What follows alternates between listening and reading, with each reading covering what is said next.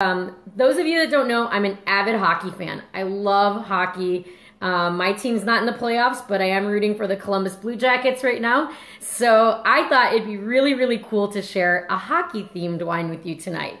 So what I'm going to share with you is this great tasting wine right here. This is the Wayne Gretzky Estates number 99 Baco Noir. So who here has heard of a Baco Noir before? If you have, high five, give me a thumb, a heart. If you haven't, I'm going to tell you a little bit about this wine and why you want to go and give this one a try. Baco Noir is a French-American hybrid grape. So it was created in the late 1800s. There was a French grape grower who he crossed over two different wines. I'm not going to get all geeky with you and teach you about them or what they are. Remember, we're having a little fun here. We're not going to get too, school-like, right? But what he did was he created this grape that was resistant to different bacterias and things like that, so that they could grow in a environment and not be destroyed by its environment, so to say, if that makes sense. So Baco Noir made its way to the U.S., the northeast U.S., and pretty much actually all of the northern states can do this, but it's more in the New York, Ohio, Pennsylvania area, and into Ontario. And so this right here, this Wayne Gretzky Baco Noir, this is from Ontario. It's 12.5% alcohol, and it says VQA on the label. So if you've never seen that before on a Canadian bottle or a bottle of wine from Ontario, what VQA means is Vintners Quality Alliance. And that's just a group of people that have kind of strict rules that say, yeah, in order to get that label on or that designation on your bottle, all those grapes come from Ontario. So this is from Niagara-on-the-Lake, if any of you have been up there. It's a cool winery. Gretzky designed it sort of after his, I guess, kind of childhood experiences. So there's an ice rink out there. The kind of looks like a barn a little bit, like where he grew up in Ontario, which is where he's from. So we're going to go ahead and pour this for you so you can see it. Look at that. It's this beautiful, deep ruby color.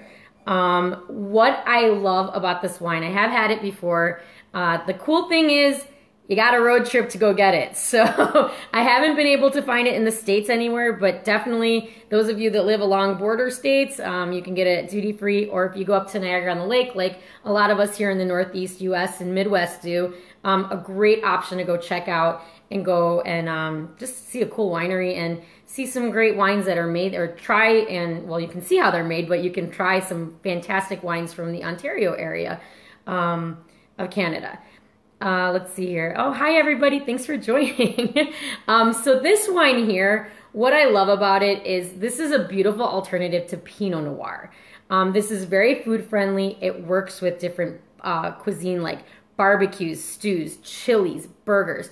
Think anything that's got a little bit of that fat again in it, that kind of meaty, base dish. But it works really well with a lot of different cheeses as well. A little bit firmer cheeses, kind of your, think your cheddars, the little bit like the harder cheeses.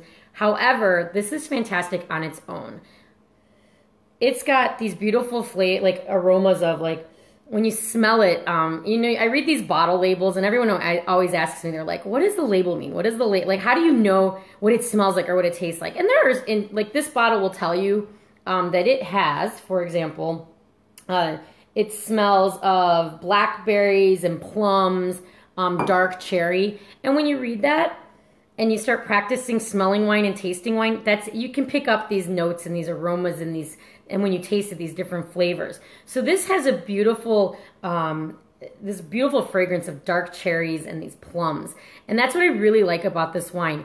It's got low alcohol and it's a drier wine. So people tend to think low alcohol means more sugar, but that's not always the case. This just a beautiful dry wine, great for everyday drinking. And then when you try it, this is so smooth and so easy drinking. Very low tannins, very low acid. So if you don't like those wines that have that big tannin flavor to it, because it is fermented in oak, if you don't like those super oaky wines, this is a really, really nice alternative for you. So you can see it's a beautiful dark ruby color. Again, a very easy, everyday drinking wine.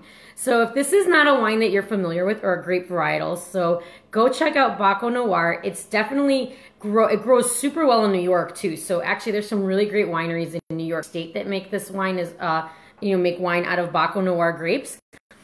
So this is definitely one to try, just to expand your palate, try something new, and have a little bit of fun tasting wine one glass at a time.